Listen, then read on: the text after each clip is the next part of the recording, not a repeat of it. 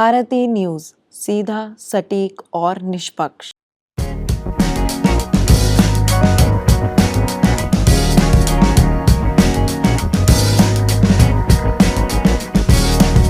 नमस्कार, आप देख रहे हैं आपका हेल्थ शो वेलनेस मैटर।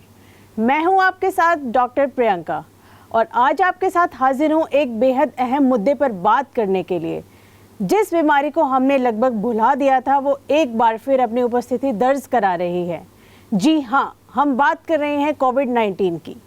कोविड-19 की शुरुआत 2020 में हुई थी और तब से लेकर अब तक दुनिया बहुत कुछ झेल चुकी है। कोविड की कई लहरें आईं, लाखों लोगों ने अपने को खोया, लॉकडाउन का दौर देखा और फिर धीरे धीरे जिंदगी पटरी पर लौटी। लेकिन आज एक बार फिर से चिंता की लहर है क्योंकि कोविड-19 फिर से लौट आया है। इस बार उसका अंदाज शांत है लेकिन असर चिंताजनक। देश में अब तक कोविड से 10 मौतें हो चुकी हैं। आज के इस विशेष एपिसोड में हम विस्तार से समझेंगे कि कोविड की वापसी कैसे हो रही है, नए वेरिएंट्स क्या हैं, भारत और दुनिया में हालात कैसे हैं, लक्षण क्या हैं और सबसे ज़रूरी बात, अब हमें क्या करना चाहिए। सबसे पहले जानते हैं भारत में कोविड की वर्तमान स्थिति ये है कि 10 की मौतें हो चुकी हैं। स्वास्थ्य मंत्रालय के ताज़ा आंकड़े बताते हैं कि भारत में 27 मई 2025 तक सक्रिय मामलों की संख्या 1045 तक पहुंच चुकी है। यह संख्या छोटी लग सकती है लेकिन जब हम पिछले सप्ताह की स्थिति से तुलना करते हैं तो फर्क साफ नज़र आता है। 19 मई को भारत में सिर्फ 297 सक्रिय मामले थे, यानी सिर्फ एक हफ्ते में 4 गुना से ज़्यादा की बढ़ोतरी हुई है। दिल्ली, केरल, महाराष्ट्र और गुजरात जैसे राज्य इस नई लहर से सबसे ज़्यादा प्रभावित हैं। अकेले केरल में 430, महाराष्ट्र में 209, गुजरात में 83 और दिल्ली में 104 सक्रिय मामले दर्ज किए गए हैं।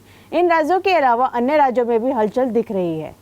विशेषज्ञों के अनुसार यह अचानक आई बढ़ोतरी सिर्फ एक संयोग नहीं है, बल्कि नए वेरिएंट्स की वजह से फैलाव बढ़ा है। इसका मतलब यह हुआ कि वायरस ने फिर से रूप बदला और हमारी प्रतिरक्षा प्रणाली को चकमा दे रहा है। नए वेरिएंट्स यह हैं JN.1, NB.1, 8.1 और LF.7। अब हम बात कर सकते हैं नए वेरिएंट्स की। INSA-CoG जो भारत सरकार वायरस जीनोम अनुक्रमण संस्था है, उसके अनुसार कोविड के 2 नए वेरिएंट्स NB.1, 8.1 और LF.7 भारत के सामने आए हैं। वेरिएंट्स तमिलनाडु और LF.7 वेरिएंट्स गुजरात में पाए गए हैं। ये दोनों वेरिएंट JN.1 के उप प्रकार हैं जो पहले से ही भारत में मौजूद था और फिलहाल कुल कोविड मामलों में से 93% के लिए जिम्मेदार माना जा रहा है। JN.1 वेरिएंट्स WHO की वेरिएंट्स अंडर मॉनिटरिंग सूची में शामिल है, यानी इस खतरे की नज़र से देखा जा रहा है।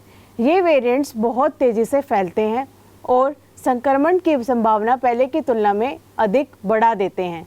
चिंता की बात यह भी है कि पहले संक्रमण या टीकाकरण से बनी इम्यूनिटी इन वेरिएंट्स के खिलाफ पूरी तरह से कारगर नहीं दिख रही है। कोविड के लक्षण पुराने जैसे, लेकिन सावधानी नहीं चाहिए। कोविड के लक्षणों में ज़्यादा बदलाव नहीं हुआ है, लेकिन नज़रअंदाज करना भारी पड़ सकता है। बुखार, गले में खराश, खांसी, सिर दर्द, सांस लेने में दिक्कत, थकावट, शरीर में दर्द और स्वाद या गंध का चले जाना, ये सारे लक्षण अब भी कोविड के संकेत हो सकते हैं। कुछ मामलों में लोग हल्के लक्षणों के साथ ठीक हो रहे हैं, लेकिन कुछ मामलों में बुजुर्ग, पहले से बीमार या कमज़ोर प्रतिरक्षा वाले लोगों के लिए भी यह जानलेवा साबित हो सकता है। यही वजह है कि लक्षणों को हल्के में लेने की बजाय जांच कराना और समय पर इलाज लेना ज़रूरी हो जाता है। विशेषज्ञ यह भी कह रहे हैं कि जिन लोगों ने बूस्टर डोज नहीं ली है उनके लिए यह समय बहुत अहम है। भारत में टीकाकरण की गति धीमी पड़ी है और लोग कोविड को बीते दिनों की बात मानकर टीके से भी दूरी बनाए हुए हैं। क्या यह तीसरी लहर की शुरुआत है दोस्तों? फिलहाल आंकड़े इतने ज़्यादा नहीं हैं कि इसे एक बड़ी लहर कहा जाए, लेकिन जो संकेत मिल रहे हैं वह यही बताते हैं कि वायरस अभी गया नहीं है। विशेषज्ञ मानते हैं कि अगर सावधानी नहीं बरती गई तो यह एक और लहर की शुरुआत हो सकती है, जो कमज़ोर नहीं बल्कि गंभीर भी हो सकती है। स्वास्थ्य मंत्रालय ने अभी तक कोई राष्ट्रीय अलर्ट नहीं किया है, लेकिन राज्य सरकारें निगरानी बढ़ा रही हैं। केरल और महाराष्ट्र जैसे राज्य RT-PCR जांच फिर से तेज़ कर रहे हैं और अस्पतालों को सतर्क रहने के लिए निर्देश दिए गए हैं। दुनिया में हालात ऐसे हैं कि अमेरिका में हर हफ्ते 350 मौतें हो रही हैं। कोविड-19 की यह नई लहर केवल भारत तक सीमित नहीं है। अमेरिका में हालात और भी गंभीर हैं। अमेरिका CDC यानी centres for disease control and prevention के अनुसार वहाँ हर हफ्ते औसतन 350 लोग कोविड-19 से मर रहे हैं। यह आंकड़ा बताता है कि वहाँ भी संक्रमण तेजी से फैल रहा है।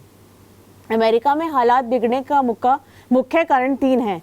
पहली, बूस्टर टीकों की कम दर, दूसरी, लोगों की लापरवाही और तीसरी, वायरस का बार बार बदलता रूप। यही वजह है कि अब अमेरिका में भी अस्पतालों में कोविड मरीजों की संख्या फिर से बढ़ने लगी है। यह वैश्विक परिप्रेक्ष्य में हमें सतर्क करता है कि वायरस कहीं भी फिर से उभर सकता है और हमें पहले से तैयार रहना होगा। मानसिक स्वास्थ्य पर प्रभाव।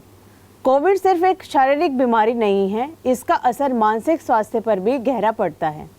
जब संक्रमण के मामले बढ़ते हैं तो लोग फिर से डर, चिंता और अवसाद से गिरने लगते हैं। काम का तनाव, परिवार की चिंता और भविष्य को लेकर असुरक्षा की भावना मानसिक रूप से लोगों को कमज़ोर बना सकती है। इस समय मानसिक संतुलन बनाए रखना उतना ही ज़रूरी है जितना शारीरिक सावधानी बरतना। रोज़ाना योग और ध्यान करें, सोशल मीडिया से दूरी बनाएं और अगर ज़रूरत हो तो काउंसलर या मानसिक स्वास्थ्य विशेषज्ञ से बात करें। अकेले महसूस न करें, संवाद ज़रूरी है। धन्यवाद, बने रहिए हमारे चैनल के साथ।